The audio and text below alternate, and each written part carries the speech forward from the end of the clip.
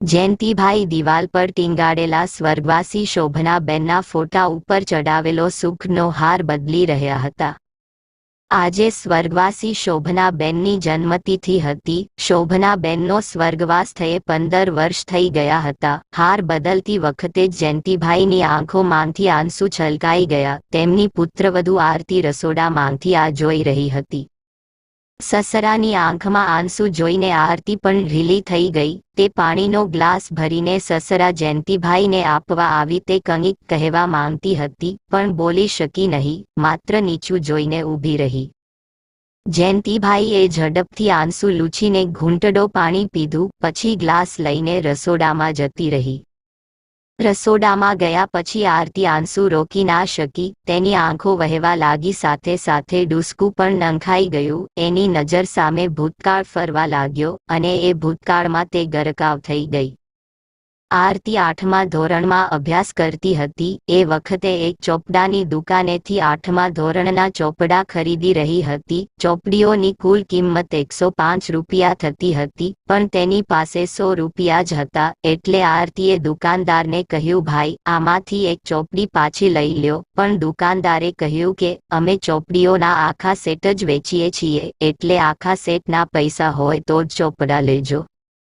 થોડીવાર આરતી ઊભી રહી। તેના ચહેરા પર એકદમ ઉદાસી છવાઈ ગઈ। છેવટે નીચું જોઈને ચાલવા લાગી।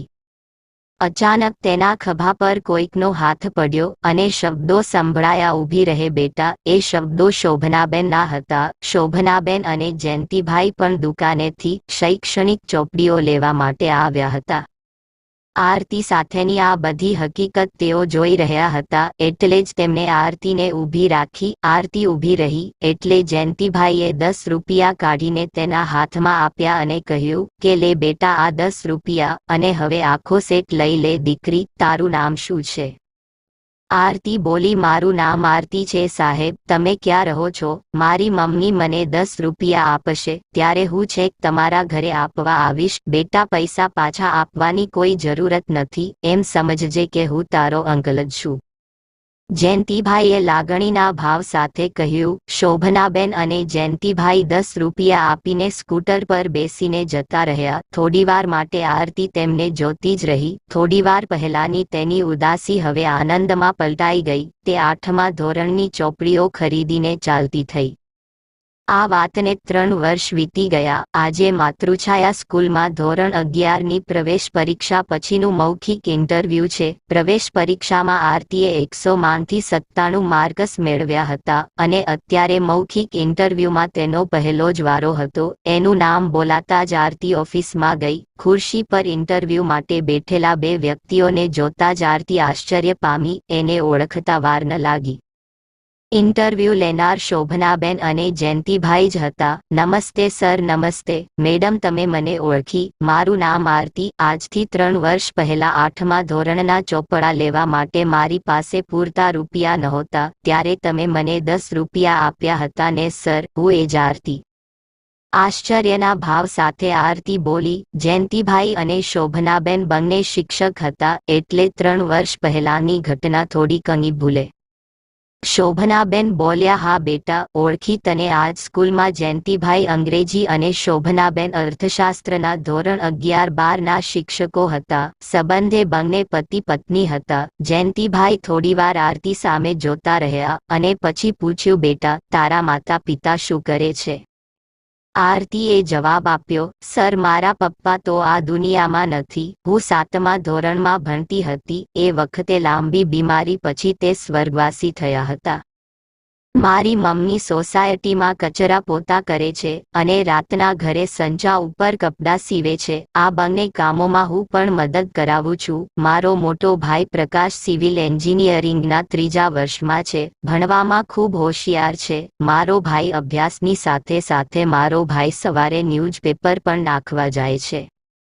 શોભનાબેન અને જયંતિભાઈ આરતીના જવાબથી ભાવવિભોર થઈ ગયા। શોભનાબેને આરતીને પૂછ્યું, બેટા, તું 10મા ધોરણમાં 93% કઈ રીતે લાવી એ વિશે થોડું કહીશ?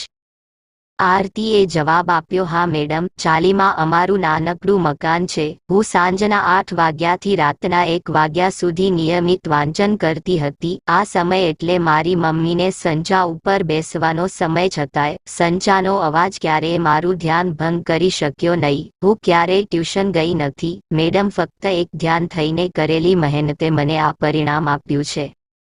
જયંતિભાઈએ કહ્યું, તને ખબર છે આરતી, તારી 10મા ધોરણની ટકાવારીને લીધે તને આ સ્કૂલમાં મફત પ્રવેશ મળશે, પણ વાર્ષિક 10,000નો અન્ય ખર્ચ તો થશે જ. શું એ ખર્ચ તને પરવડશે?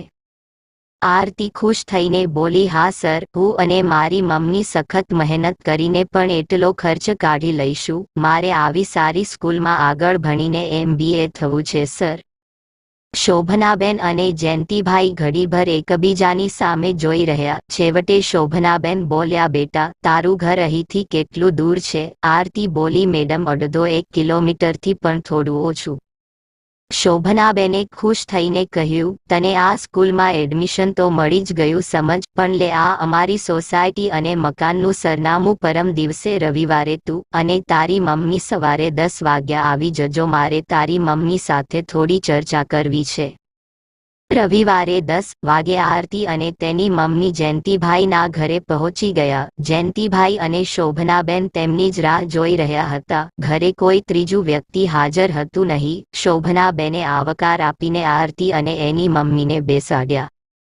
ચા પાણી કરાવીને શોભનાબેન બોલ્યા, બહેન, પહેલા તો તમને એ વાતના ધન્યવાદ આપીએ છીએ કે તમે સાવ સામાન્ય પરિસ્થિતિ વચ્ચે પણ તમારા 2 બાળકોને ખૂબ સારી રીતે ભણાવી રહ્યા છો. અમને ખૂબ આનંદ થયો છે અને એટલે તો તમને અમારા ઘરે બોલાવ્યા છે.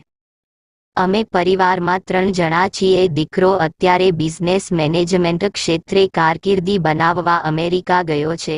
અમે બંને નોકરિયાત હોવાથી ઘરકામ અને રસોઈમાં ખૂબ તકલીફ પડે છે. ઘણા બધા નોકરો આવ્યા અને ગયા, પણ જેના ભરોસે ઘર મૂકી શકાય એવું કોઈ મળ્યું જ નહીં. જો તમે અમારું ઘરકામ અને રસોઈ કરી આપો તો અમને ખૂબ જ આનંદ થશે. તમે જે કહેશો તે પગાર આપીશું. આરતીના મમ્મી સવિતાબેન બોલ્યા, બહેન, કંઈ અણહકનું તો લેવાય નહીં, પણ મહિને 3,000 રૂપિયા આપશો તો ચાલશે. જયંતિભાઈએ વચ્ચે જ કહ્યું, 3,000 રૂપિયા તો અમને મંજૂર જ છે, પણ બંને ટાઈમ તમારા પરિવારનું જમવાનું પણ અમારી સાથે. એમાં કોઈ આનાકાની ના કરતા બહેન. આરતીના પરિવારને તો જાણે આજે સોનાનો સૂરજ ઉગ્યો હોય એટલો બધો આનંદ હતો. આજે હાડમારી ભર્યા જીવનનો પ્રશ્ન લગભગ હલ થઈ ગયો હતો. સમય વીતતો ગયો. સવિતાબેનના દીકરા પ્રકાશનો અભ્યાસ પૂર્ણ થયો. એના પછી થોડા સમયમાં જ એને સરકારી નોકરી મળી ગઈ. થોડા સમય પછી એક નોકરિયાત છોકરી સાથે પ્રકાશના લગ્ન પણ થઈ ગયા. એ સાથે જ આરતી અને એની મમ્મી સવિતાબેન પ્રકાશ સાથે ભાડાના મોટા મકાનમાં રહેવા ચાલ્યા ગયા.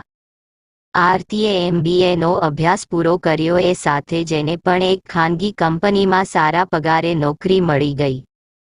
શોભનાબેન અને જયંતિભાઈનો દીકરો સાગર અભ્યાસ પૂરો કરીને શરૂઆતમાં અનુભવ માટે ત્યાં જ નોકરીમાં જોડાયો હતો.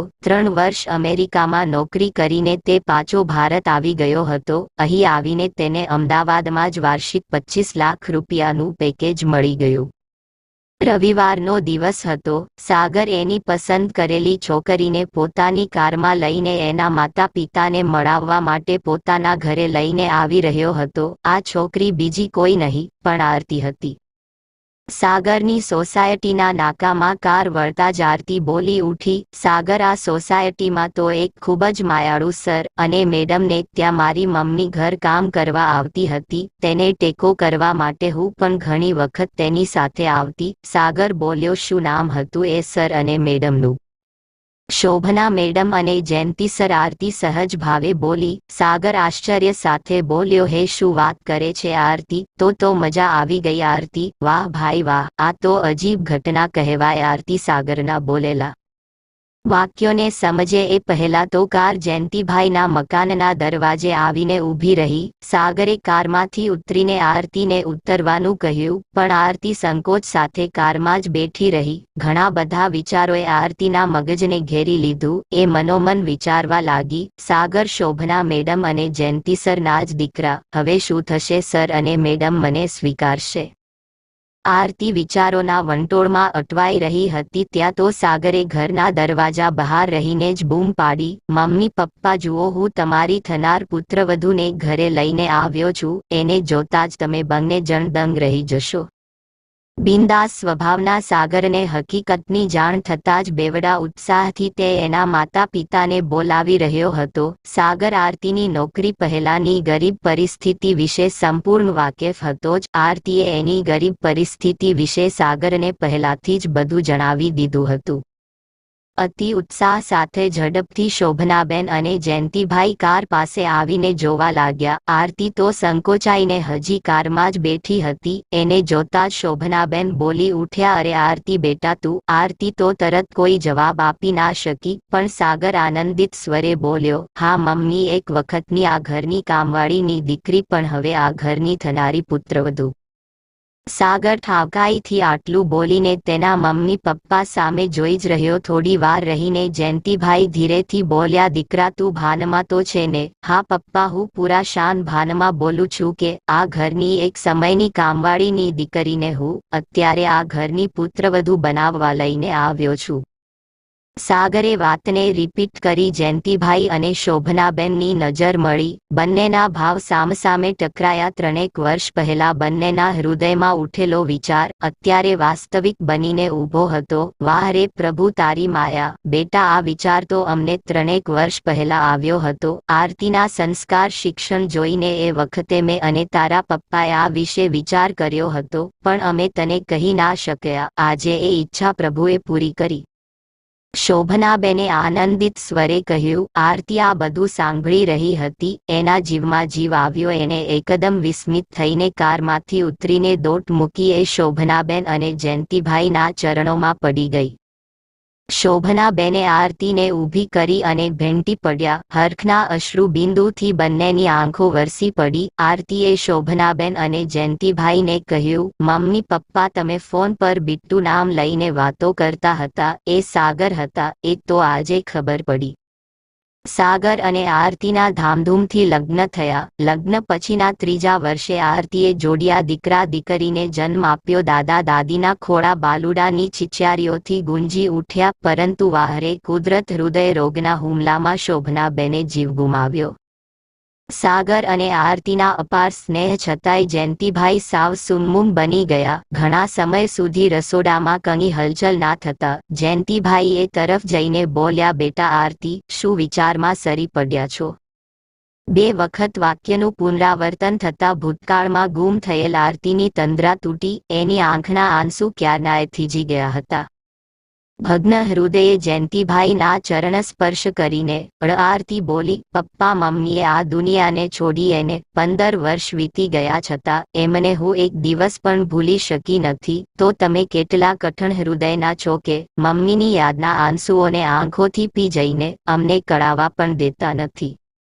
ઘરમાં ઘડીભર ગમગીની છવાઈ ગઈ. ત્યાં જ બારણું ખુલ્યું. મેડિકલ લાઇનમાં અભ્યાસ કરતા જયંતિભાઈના જોડિયા પૌત્ર પૌત્રી ક્રિશિવ અને ક્રિશ્વા હાથમાં ગુલદસ્તા સાથે હાજર થયા. બંને સ્વર્ગવાસી દાદી શોભનાબેનના ફોટા પાસે ગુલદસ્તો રાખીને વંદન કરીને જન્મદિવસ મુબારક દાદી કહીને દાદા જયંતિભાઈના ચરણ સ્પર્શ કરવા ગયા.